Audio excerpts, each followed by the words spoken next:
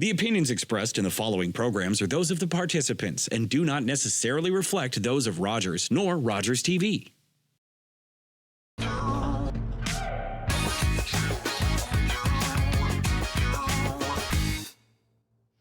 Hey, what's up, everybody, and welcome back to the Players Corner. I'm your host, Karim Grant. Thank you so much for joining us.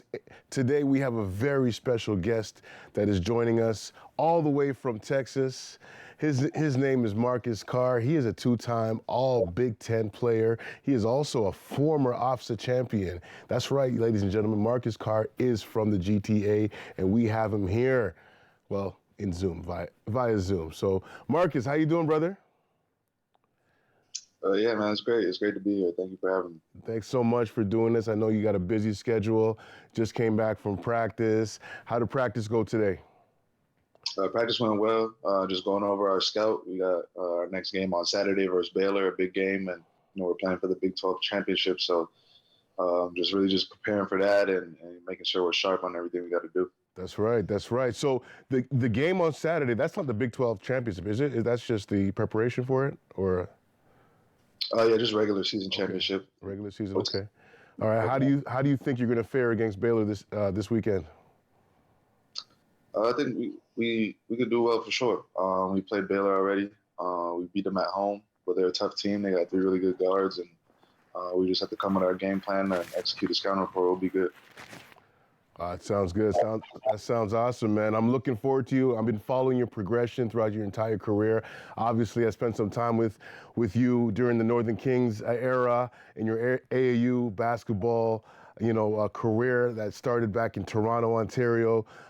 It's such a pleasure to see what you've done with your career and where have you come from to where you are right now. Talk about your early beginnings. Like, how did you get involved in this sport we call basketball? Yeah, so really getting into basketball, I really owe it all to my older brother, Dwayne Notice. I really just wanted to be like him. I was the little brother. He was the big brother. It was just me and him. And, he was my first kind of idol, first role model, and just the first person I looked up to. So he was already playing basketball, and I just wanted to tag along and do everything that he did. So I was at his early practices, probably, 3-4 years old, just running around the side, dribbling, shooting on the side baskets when I'm not supposed to, when the coach is talking and stuff like that. And that was my first introduction to basketball, and probably started getting into real organized basketball, community center, house league, stuff like that when I was about 5 or 6. That's incredible. Yeah, Dwayne's a good dude too, man. I need to get him on the show as well, man. Shout out to Dwayne Notice, South Carolina Gamecock. Now, watching the development of Dwayne's game and watching your game, do you find any similarities? Yeah, no, really, like I said, I owe it all to my brother. I wouldn't be the player that I am, the person that I am, the man that I am without him. Me being able to grow up and see him go through all those experiences and have all the success that he's had, it really made my path just that much easier. My parents, they went through it first with him, and we always say he was kind of, don't want to say guinea pig, but, he was the first one to kind of figure things out and break doors down for me. So I'm always grateful to him. That's incredible. Now, you saw the challenges that Dwayne had faced in terms of injuries. Now, you had an injury a few years ago that kind of sidelined you for an entire year, and you also had one while you were at Montverde. How did watching him go through his injury progression and getting over that help you? Did he give you any words of advice, any tidbits of information that you could use for yourself? Yeah, 100%. Him going through that, it was first just hard to see him go through that. I know how it feels, and it's definitely. I was watching the game, like literally watching it live when it happened. So it was just a heartbreaking moment. Especially in that moment, he was having a great game, having a great summer, and that just happens. So it was super tough, but I'm super proud of him for the way he's handled it, the way he's been able to just stick to the grind. He's had setbacks and didn't really let that discourage him. And, now he's back and he's playing in the NBL. So I'm super proud of him. And, I use that as motivation all the time. Like I said, he was always my role model, the first person I wanted to be like, but I already got motivation from him. But, this is just a whole new level, seeing him come back from an injury like that. Right. I mean, it's almost like your older brother was a cheat code for you. Like, you're playing a video game and he's telling you all the secrets. He's telling you exactly what to do to be successful. So it's an incredible testament towards that relationship you have with him. Now, your basketball career has taken you all over North America. Now, let's talk about where you started. You started, let's say, at St. Mike's College in Toronto. How was that experience for you? It was great. It was a great experience. And, it's going to sound like a broken record, but, really went to St. Mike's because my brother went there. Yeah. And, my parents were obviously wanted the best for us and did whatever they could to put us in a lot of great positions. And going to St. Mike's was definitely one of them, a prestigious school. As you know, of course, your son going there as well, but it's a prestigious school with a great education and a lot of networking opportunities. And, I always loved my experience there. I still have a lot of friends from there, and, getting a chance to go there and kind of grow up as a young man. And then I also just going to a place where, I could get better at basketball. We had a really good team, some good coaches that were able to, develop us and, kind of saw that in our record and, of course, leading up and us being able to win also. Right, that's it. I mean, I was there to witness that OFSA victory, and it was incredible to see because, you had only been playing senior for about a year or so. I think you had come up before that to help out in the other OFSA tries. But, I mean, to see this young man do the crazy things you were doing on the court, obviously your hair was a bit shorter back then, but I still remember you doing a great job. You decided to make a transition, and this is one of your first transitions. You transitioned to a U.S. high school in Florida. How did that come to fruition?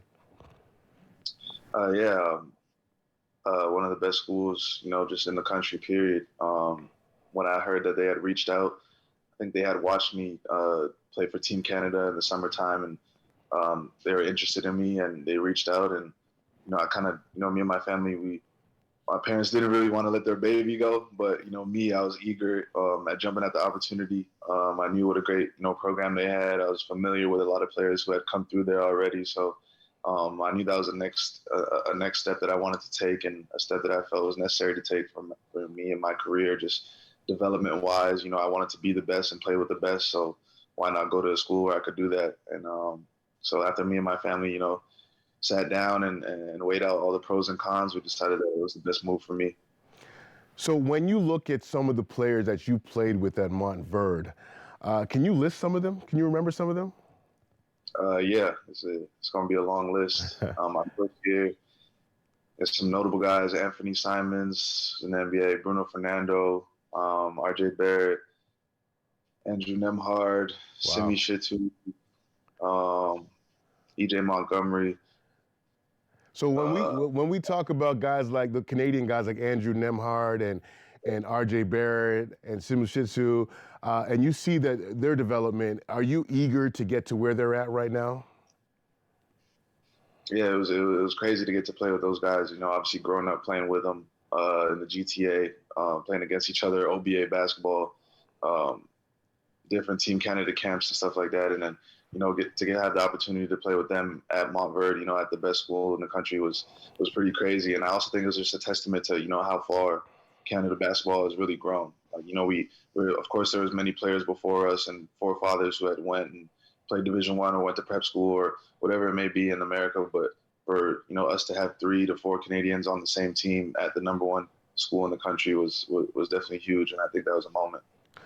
Now, were you guys considered the reason why they became the number 1 school at that time? So I had known that they were talking to RJ, and I believe I knew that they were talking to RJ, and we spoke briefly about it, and then I think later on, Sydney as well. So I think we all just knew the opportunity that it was, and we kind of jumped at it. Or maybe I have it wrong. I think it's flipped. They were talking to Sydney. I think RJ was the one who came last, but because he was younger. But yeah, no, we all just kind of knew, once we knew that we were talking to them, and we were like, yeah, like this is definitely something we have to do, not only because we like playing with each other, but we knew that, it was going to bring the best out of us. Absolutely. I mean, it's incredible to have that kind of caliber of talent on one squad and playing a number of teams throughout the U.S. and around the world who have just as great as talent on their squads as well. And so that must have made you a greater player and would help you to your second transition. Now you're being heavily recruited by a number of schools. What schools were interested in you at that time? It's kind of interesting because I think Americans, obviously, the NCAA is in America. They have their hometown teams and hometown schools, and we didn't have that same representation growing up in Canada. So I really didn't even have much of a dream school or anything like that. When I first started getting recruited, it was all just surreal to me, and actually seeing my work come to fruition and having those opportunities were super cool. And early on, some of the schools that were just reaching out, like Virginia Tech, Vanderbilt, Baylor, it was kind of just like, wow, like once I took a step back and realized like, it was really happening, it was pretty cool, but definitely motivated me to work even harder. So I started, building relationships with coaches through getting recruited. And Kevin Stallings, we built a pretty solid relationship when he was at Vanderbilt. I got hurt my junior year of high school. So, a few coaches or a lot of coaches really kind of dropped off because, you never know what's going to happen with the player when he gets an injury, especially one like I did. So, a lot of coaches dropped off my recruiting trail, but he was one who never kind of wavered, always kept faith. We always stayed in contact. He would come and see me even when I wasn't playing. All I was doing was rehabbing my knee. So, I felt like we built a great connection, and he ended up taking the job at Pitt. And, at that time, the ACC was the best conference in basketball.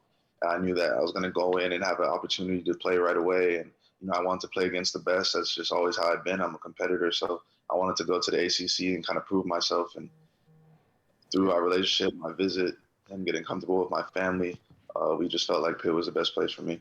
And that you did. You did produce in the ACC at Pitt, which begs the question, why you transferred? Why did you transfer from Pitt to your next school at Minnesota? Yeah, so my decision to transfer, we had not the greatest year. We were a really young team at Pitt, and they had got a new AD, and I think she wanted to bring in her own head coaching hire, so they ended up firing my coach. And at that point, it's like, you can stay depending on who's coming in, but you never know, the coach's agenda. You never built a relationship really with whoever the new coach is going to be. He might want his own guys and stuff like that. So, me and my family sat down, talked, and decided, it was best to put my name in the transfer portal, and, explore other opportunities. And Minnesota was a school that was recruiting me when I was coming out of high school as well. They took a different player earlier. He had committed before I did, so we never got a chance to build kind of that relationship going forward or even make a visit or anything. But, after I had my freshman year, they reached back out once I was in the transfer portal. And, we kind of picked up where we left off and, went through that whole process again with my family. And we felt that was the next best place for me. That's incredible. That's incredible. We're going to take a break here, take a pause for the cause and pay some of our sponsors. But when we come back, we're going to talk a little bit about Marcus and your journey to Minnesota and then to your current school, the University of Texas. We'll be back with the Players Corner and Marcus Carr right after this.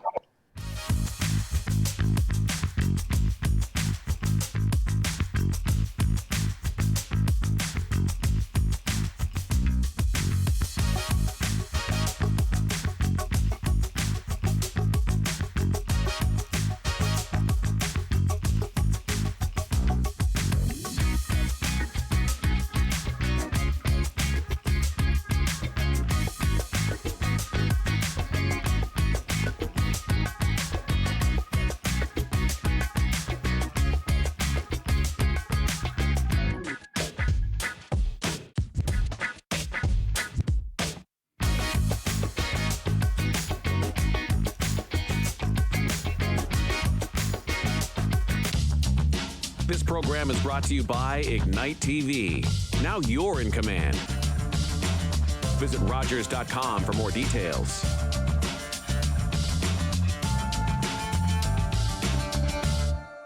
Looking for the best way to get the Major League Baseball games you want to watch? Rogers Super Sports Pack has you covered. With MLB Extra Innings, you'll have a premium ticket to out-of-market regular season games with all games available in HD. Don't miss the action from the games you want from both the American and National Leagues. MLB Extra Innings, part of the Super Sports Pack. For only $35.95 a month, Rogers customers get all this for one all-inclusive price. Order using your remote starting on channel 431 or visit Rogers.com today.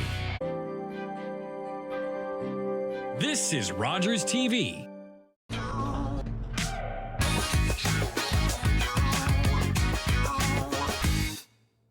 Hey, what's good, everybody, and welcome back. This is the Players Corner with Karim Grant. We have our special guest today. It's Marcus Carr from the University of Texas. He is one of the people that have been mentioned as a Naismith Award winner. That means he is one of the best in college basketball right now, and we have him here with us today. Marcus, how you doing, brother? So, Marcus, we were talking about your time in Minnesota. So now you've come from the ACC to the Big Ten. What is the biggest difference between those two conferences? There's a pretty significant difference between the two conferences. The ACC was at the time a bit more athletic, up and down, a bit faster pace. And when I got to the Big Ten, it was kind of a bit slower, methodical, much bigger players, way more physical, strong, kind of more of a big man's league. There's a lot of really good post players. So it was definitely a pace adjustment, style of play adjustment. But as far as talent level, it was right up to par. Both leagues were very competitive and had a lot of great players in it. So I got to experience two high level leagues early. Now you had some real good success there at Minnesota. What were some of the challenges you faced in the Big Ten when you first got there? Just getting adjusted. It's a new team, and they kind of already had. I was only one of 3 guys who came in, or 4 guys who came in, that year. So that team had kind of already been together. There were a bunch of guys who already knew each other, and so it's kind of like being the new kid at the school. You just wanted to make sure that you fit in, and you got along with the team, and especially being a point guard. You're gonna have to take on a leadership role in those qualities. So you want to make sure you're gelling and vibing and have relationships with everybody. So going into there, I just wanted to make sure that I was doing my best to be cool with everybody and develop good relationships. But my teammates were great. They embraced me early on, and a lot of those teammates, almost all of them, those are my brothers right now to this day, and we're still cool.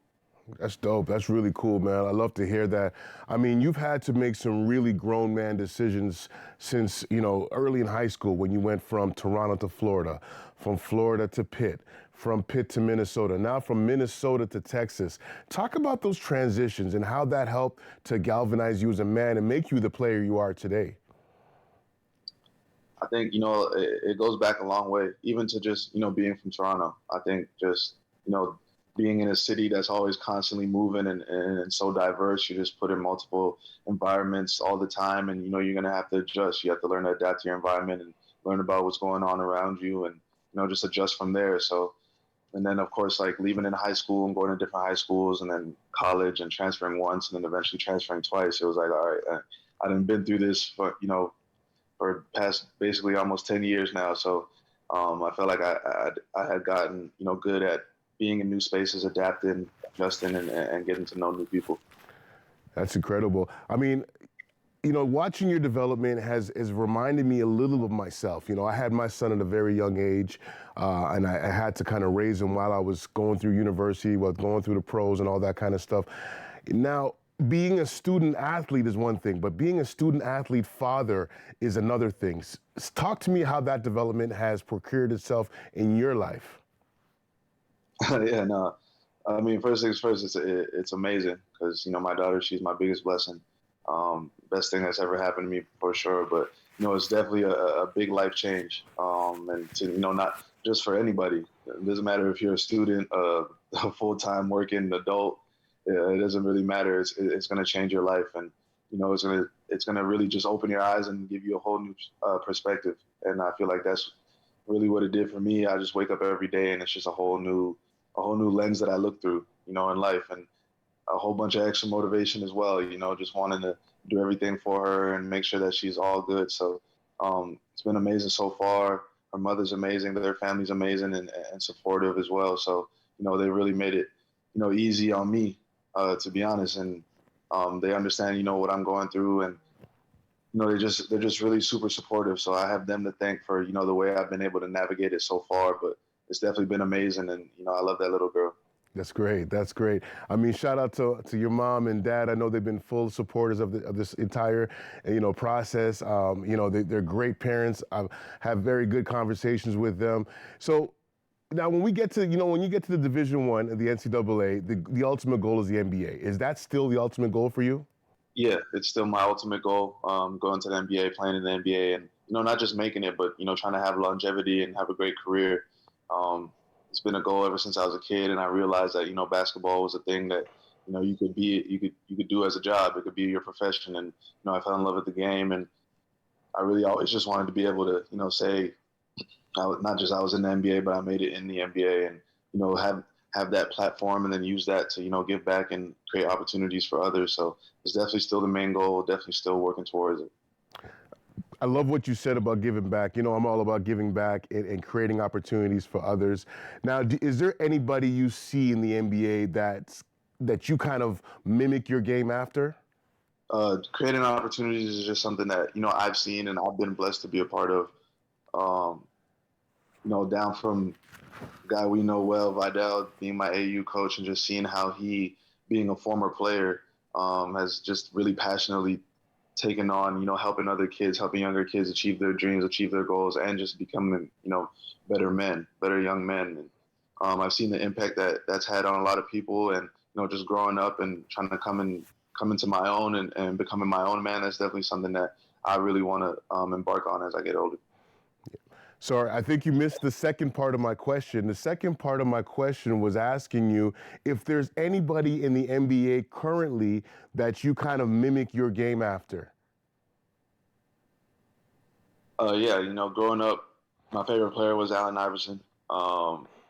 Definitely just loved the way he played the game, being a little guy on the court, but being so dominant, and every single team, each and every night, having to worry about the smallest guy on the court. I always found that cool, and obviously his game was amazing and exciting. And I would say in today's game, there's a lot. I'm a point guard, so I love to watch point guards and how they manipulate the game and how they use their skill sets and how they're all different. I love to watch guys like Kyrie, like Damian Lillard, Chris Paul. Obviously, growing up in the city, watching guys like Kyle Lowry, TJ Ford, be on the Raptors, and really just have an impact on all the young people. I know all of us growing up could say around that time, the Raptors had a huge part in us just even, wanting to play basketball and liking basketball. Just seeing that our own NBA team in the city was super cool. So any guys who were dominant on that team, definitely love to watch. Absolutely. Just going back to your time at the University of Texas, it hasn't been, always the best thing. There's always going to be challenges. There's always going to be things that, come up and situations that arise that you're like, oh my goodness, why me? Why now? Now, the situation with your head coach, he had some issues earlier on this year. How were you able to become more of a leader because of that? Yeah, just, the biggest thing, and what I've heard from a lot of people who, I feel like are, mentors or people that I look up to and give advice. And, not just with this situation, but even before, I kind of just thought back to, them saying control what you can control. And obviously, it was a crazy situation that happened. Nobody could have foresaw it or ever thought that it was coming. But at the end of the day, we were still a team. We still had all the players that we had and the rest of our coaching staff. And, we really did set out for a goal at the beginning of the season. And, we weren't going to let anything deter that.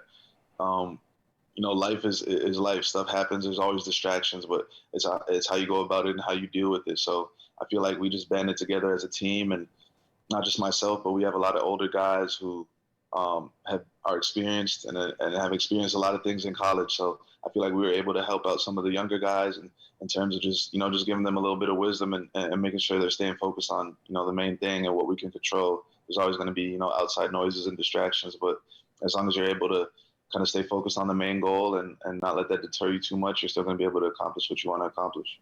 Excellent. Great answer. I got to ask you, though, with regards to accolades and accomplishments, if you were to be able to choose between getting the Naismith Player of the Year or a March Madness Final Four appearance, which one would you choose? Oh, a Final Four appearance, without a doubt. Individual accomplishments are cool, and it's cool to recognize, the work that whatever the player has done, because that's, you work to be your best, and, to be recognized is definitely cool. But, at the end of the day, I want to be known as a winner. That's just how I grew up. I hate to lose. And, I really want to cut a net down this year, and not just me, but the rest of my teammates, especially the older guys, the guys that were here last year. We all came together and said, you know, we're going to come back and run it back because we didn't finish it out how we really wanted to. And, you know, we want to be the last team standing, and, you know, that's our main goal. So, you know, that's all I'm really focused on. Individual accolades are cool. And honestly, the more that you win and win at a high level, the more individual accolades will come to whichever team that is. But definitely focus on, you know, getting to the Final Four and winning a national championship. Another incredible answer. My Final Four bracket's going to be burnt orange the entire way through, from the first round right to the Final Four, because Marcus Carr said so. Marcus, I always ask my guys this question. Now, if you could talk to your younger self, what would you tell him today? If I could talk to my younger self, I would definitely tell him to run his own race. I know sometimes it may seem cliche, but it really is true in all facets of life. You know, if I'm talking to my younger self, I'm going to tell, you know, you have a goal and there's a journey and there's a plan. And, you know, sometimes God's plan is different than your plan. And it may seem rough at times. It may seem, you know, discouraging, or like things won't happen. But at the end of the day, you just got to, you know, stick to the process, keep working, and eventually things will fall in line for you. You know, it's going to be tough to see your peers and guys that, you know, you cheer for, a champion and our brothers with, you know, get to that level. And, you know, you're going to be super happy for them, and, you know, you're going to wish it was you, but, you know, don't let that deter you from still getting there. You know, everybody's journey is different. Everybody's path is different, but, you know, you just keep your head down and keep working. All right. I got to ask, though, I'm Team Canada. I'm calling your phone. Are you answering? I'm definitely answering. I'm definitely considering. You know, playing for your country is an honor, and you know, I've gotten the chance to do it 2 times, and putting on the red and white is pretty special. Especially last time, getting to play at home in front of my family and friends who don't always get to see me, and, you know, getting to represent the country at home was definitely a super cool experience. So, you know, I'm definitely always going to pick up and you know, try my best to do whatever I can to play for Team Canada. That's what's up. That's what's up. I love to hear it. Marcus, it's been a pleasure, absolute pleasure having you. And thank you so much for taking the time out for, you know, just to sit down and chop it up with us and build with us. I think you gave us a lot of information about, you know, what the younger kids like yourself can do and can aspire to and can do while they're trying to get to where you're at. So thank you so much. It's all about the Longhorns this March Madness. Horns up, baby. Let's do it. All right, thank you so much again. This is the Players Corner with Karim Grant. We'll see you again next time.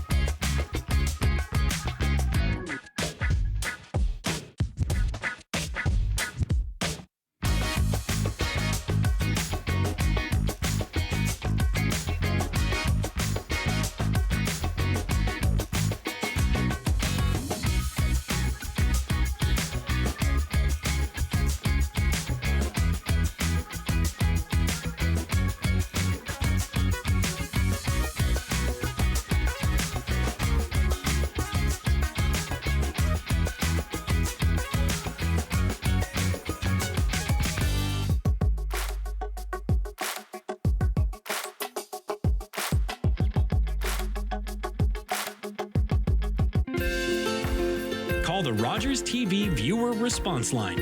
Email us or connect with us on social media.